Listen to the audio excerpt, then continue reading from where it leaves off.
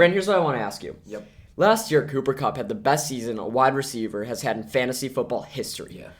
Why is he number 2?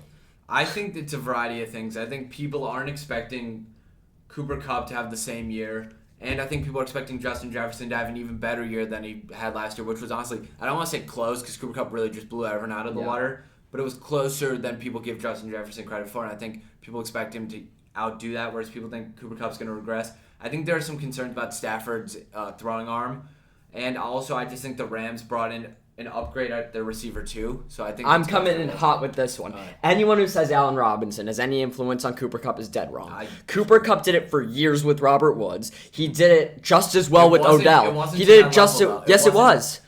At the beginning of if he stayed, I'm more worried about his health, is what I'm saying. Oh, yeah. But when Cooper Kupp was fully healthy a few years ago, he was amazing and still young with Robert Woods. This year for the beginning of the year, he was on fire even with Robert Woods. Tell me I'm wrong. Yeah, he was good. And then they pick up Odell Beckham, who's better than Robert Woods and better than Allen Robinson, and he's fine. When has any scenario shown that by picking up a receiver 2 will take away from Cooper Kupp? We have seen zero proof that will happen. I mean, throughout his career, it's been apparent though. There were he never had a healthy year. He never had a large portion of his career. Robert Woods was considered the wide receiver 1. Yeah, but it didn't hurt Kupp, I don't think, and I really doubt that. And this year he was fine with Woods. I don't think Allen Robinson is going to affect Cooper Kupp at all. He still can get his targets. He's still Matthew Stafford's 1. I don't think he'll be a top 3 receiver though. Again, because injuries are a big concern there. And what are the odds of replicating a season like that?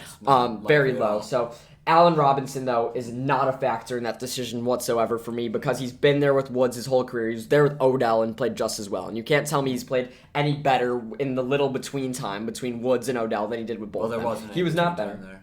I think before Odell got on the field, there was a week or two. Regardless, he put up 23, 36, and 30 in the first 3 weeks, and Woods was there. No, he was good.